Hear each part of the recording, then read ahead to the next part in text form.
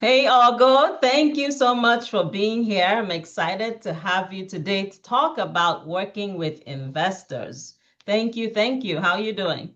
I'm doing amazing. Thank you so much for having me. I really do appreciate it. How are you doing today? Great, great. So I'm Awesome. excited. Let's jump right in because many agents, many realtors, they run away from the many investor calls that we receive Hmm. like on a daily basis. Right. Investors are looking for, this property to buy, something that needs work. Do you have any ugly properties? We can buy this and that, and agents just stay away from them. So you have had amazing success working with investors. So I want to hear, how long have you been in real estate? How long have you been working with investors? And will you share some of your success? How did you go about it?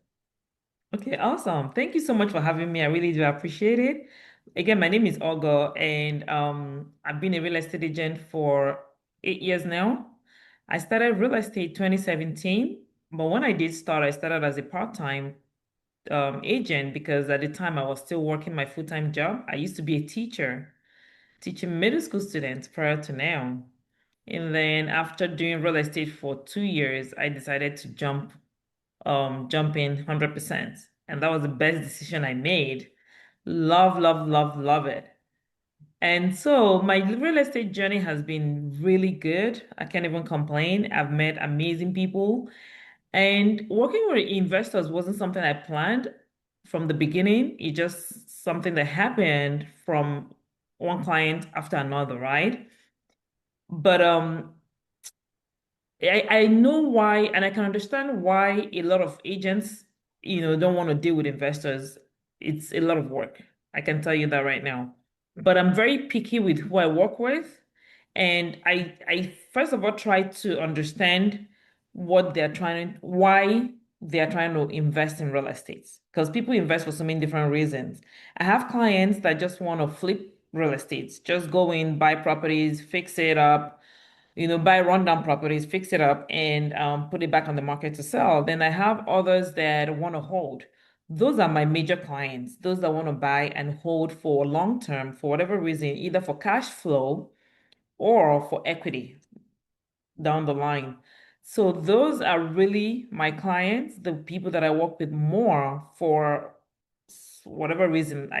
That is the part that I prefer because um, I understand their need for long-term hold versus looking for a rundown property and then trying to fix it up and put it back on the market. There is nothing wrong with that. That took different clients. But for me, my niche is those clients that want to buy property and, and hold it long term. So So I don't know how do if that answered your question, but yeah. So there's two different types of investors. What I'm hearing mhm. is the ones that want to flip Yes, properties. So they're looking for rundown properties, and then property there's is also right. investors that are looking to buy and hold for long term. Right. So with regards to the two of them, the ones that are buy and hold, would you consider them maybe easier to work with than the ones that are looking for flip properties? What's the primary difference you see between the two? So between the primary difference, for sure, with those that are looking for properties that are run down, is a lot more work because if you show them 100 properties, they probably end up buying one. So it's about working smart, right? Now, if they find a property, sometimes they do find their own property and they want me to help them with contractors and different vendors. That I can do. But it also depends on what they're trying to accomplish, right? Because sometimes I get first-time investors who have no clue what to do. And so my question is always, okay, what are you trying to accomplish? How long do you want to do this? Do you want to, just be an investor for a long time? Or do you want to test it out? Some people are just trying to test it out, right? And so the reason why I tend to focus more on the investors that are wanting to buy and hold and rent it out is because first of all, a lot of them are first-time investors. Number one, two is that they don't have the time to fix and flip. That's not what they want to do. So, and I can guide them better because we're looking at numbers, how much they want to invest, what location, what they're trying to accomplish, right? And so that has become my niche because one of my niches also is first time home buyers. So it kind of like rolls out to that where if they're first time home buyers, then they're most likely going to be first time investors. And with first time investors, you don't really have the energy for running up and down, chasing vendors. I mean, it's a lot of work. If you don't have that time, then you just want to buy a property, put tenants there and just, call it a day. So yeah, those are the two different kinds. That's cool. So, as far as finding these investors, where do you find them? Like, how do you find those investors that are buy and hold for long term? Where do you pay for lead sources, or is it just word of mouth, or how do you go about finding those? No, 90% of them are my first time home buyers. So they're already my clients that are trying to do more with real estate. And then they start and they refer their friends to me. So, they're usually clients first and then they refer people to me. So referral and, prior clients that I had before. So no, I don't buy leads or any of that for Okay. that. That's great. So many statistics that I see say that people would use that agent that they worked with on their Hmm. first transaction, Yes. but only like 70 or 80, about 70 or 80% of them do not. So only like 20% of them do use their previous agent. So how do you keep in touch with these people? How do you make sure that you are top of mind so that they don't forget you when they turn around to wanting to So, start investing in yeah. property? For me, that is very easy to do because I love people. I love hanging out with people. It's so easy for me to keep in touch with my clients. I call them. I make sure that I follow up with them after we close. I tell them to invite me to everything they're doing. And no matter what it is, no matter how tired I am, I always show up, right? And so it's just not trying to just be a their agent. You also want to be, it's almost like we're family. Most of my clients end up being family to me, to be honest, because I'm constantly checking up on them, their kids. I see them at events. I'll go out of my way to go greet them. I go to their houses. I call them. If I hear that, oh, somebody just, or they had a baby, I go visit. I take a gift. Sometimes I plan baby shower, you know, for them.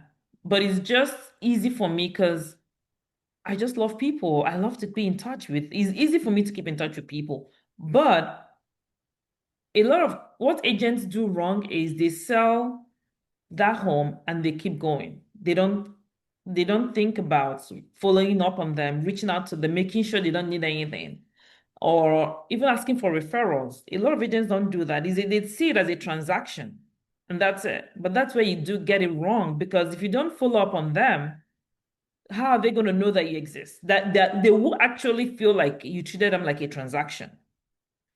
But my business, the way it's set up now, 90% of my business is referral based, and they all come from my past clients. So it becomes easier over Oh, time, yeah. depending on how you handle your clients. If you treat After the them, sale. Yes. if you treat them Right. transactional, like it's Hmm. just a deal, it's just a Then paycheck. that's what it is. So one thing, That's and what it that's ends up being. I like what you said that when you don't follow up with them, then they feel so you might have given them a wonderful experience during the Hmm. transaction, but when you don't follow up with them afterwards, then they turn around and they can feel like, oh, it was just a transaction. Right. So instead of organically growing that relationship into a lifetime realtor for life, Hmm. I tell my clients, I say, just register me as realtor for So life. for life. So that's really great, but it takes time and effort to go out of your way. And you have children, you have other things, you have business going on to touch and relate and communicate with these clients, to be Absolutely. there for their parties, to do the baby showers, to bring gifts and things like that. So you really have to have that love for your Well, clients. yes. And also, if they do businesses, make sure you refer people to them. Like I Yeah. have some of my clients that bake. I always make sure that I use them myself and also refer my friends to them. Right? If they cook, if they're caterers, I try to give them business. Whatever it is they're doing, I try to help them out too. So it becomes a two-way street, right? Because when you refer people, people will definitely refer others to you. Yeah. So it's important to remember that too. So you're just looking for ways to input into the Hmm. lives Add of your value, right? clients. Add value Hmm. exactly to their lives. And Right. you're like a human Rolodex. You can, somebody needs a painter, somebody needs a Right. cleaner. You know the different people, and your whoever in your client base can satisfy those roles, you can connect them. Right. If I had an interesting experience yesterday. One of my clients called me. She just had a baby, and she said that they wanted to ask me to be their daughter's godmother. I'm like, oh my gosh, I'm tired. I'm telling you. Wow. And I don't even know why. I've always checked up on them. When she had a baby, I made pepper soup, like fish pepper soup, took it to her with gifts and all that. I don't even know Wow. why they chose me, but I was so touched by it, right? Wow. And it just goes to say that it's good to add value to people's lives. I'm not saying that, um, being because they called me to be their daughter's godmother is it's a big deal. But for the fact that they thought about me to do that when, I was just their agent. I didn't know them before they bought a home. But That's yeah, huge. That is a huge deal for them to, I mean, that means from stranger, to filter family. to family. Right. And this person is indispensable. That she's no longer, she's not just somebody we found online or somebody that somebody told us Mhm. about. She's now our family, part of Right. our family. Exactly. That's Yeah. awesome. Mhm. Well, thank you so much for sharing those insights. There's just something you say would resonate with somebody out there. Somebody. That's our goal here, is to touch and add value to other That is realtors that that is might the be most watching. important thing we need to do as agents. Just try to add value, no matter how little. Try to add Mhm. value. Try to show up for your clients, Yeah. and I'm sure I promise you, they won't forget you. And it might be little to you. Yeah, It but it might will be big little to to yeah, you, exactly. huge to them. I'm right, right, Yes. right. That's awesome. And always go with the end in mind, which is it doesn't matter if they use you or not, give the best advice. Be there for them. I've had friends that didn't use me to purchase a property, but I still answer them if they call me to ask me a question. Because for me, it's the mindset. I think everybody, if we all need to have what you call the abundant mindset. Yeah. When I was a teacher, I will have kids that will come to me and they will tell me, hey, Miss Ogo, is it okay if I went to another teacher for tutoring? And I'll be like, yeah, we all have one goal. Our goal is to make sure you pass at the end of the school year. So wherever you learn, it doesn't matter as long as you learn well. Vice versa, I will still have kids that will come to me from other teachers. And so in real estate, our goal is to make sure that anybody that can own a home should have a home, should have that opportunity. So whenever you get a chance, educate, encourage them. If they don't end up using you, I mean, sometimes it hurts, but you just never know. They might end up sending somebody else to you, or it might just work out. I don't know. But just have that abundant mindset that give when you can, add value when you can, because you just never know how that's going to come back to you. It's just a better way to live. It Just a is. better way to live, to add Right. value, just send out value Just live out a life there. of service. Yeah. Yes. And they say, I think one of the great speakers that said, if you help enough people achieve People what they to get what want, they you will want. achieve what you want You as want. well. Exactly.